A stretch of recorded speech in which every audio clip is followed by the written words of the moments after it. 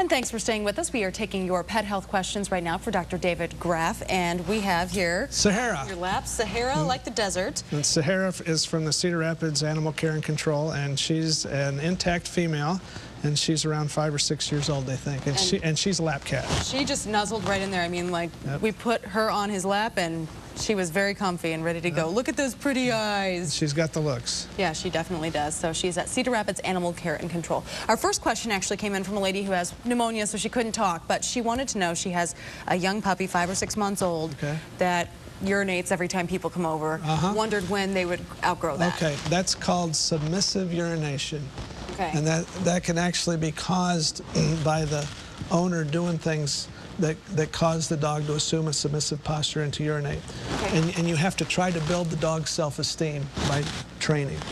And you can cause that by talking in a high-pitched voice. You can cause that by standing over the dog in a threatening manner. Could an entryway, like with lots of people, right. It could make the dog excitement and strangers can cause that. Okay. So there's ways to train the dog away from that. Okay. So a dog trainer can help with that problem. Okay, absolutely. One of the things we wanted to also talk about today, I guess I should bring it up, the fattest cat died this week.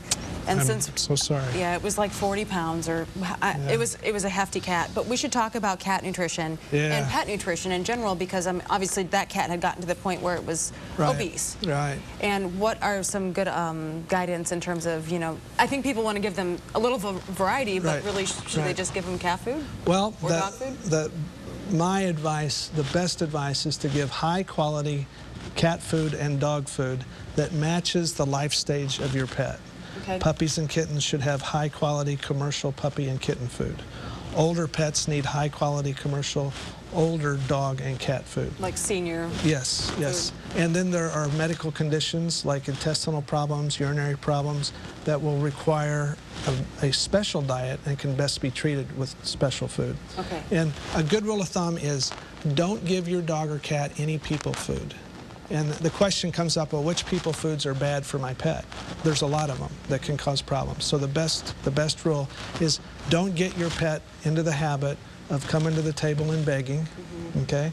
And if you've got kids, try to teach them early on not to throw food for the pet. Because when a kid feeds the pet, both are rewarded. The child gets the reward because the pet's accepting and the pet loves it. So obesity is the #1 nutritional problem.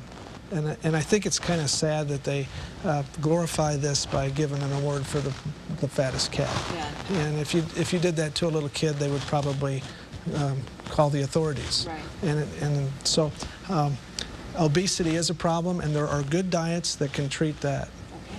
Veterinarian David Graff, thanks for joining us today. Some good tips, I think, for any pet owner. And Sahara, taking a nice nap on his lap, available at Cedar Rapids Animal Care and Control. One more last look for the camera, Sahara. Anyway, stay with us. Tomorrow, our financial expert gives us some tips on things you might be paying for, but you could actually be getting for free. Stay with us here on your 24-hour news source, KCRG-TV.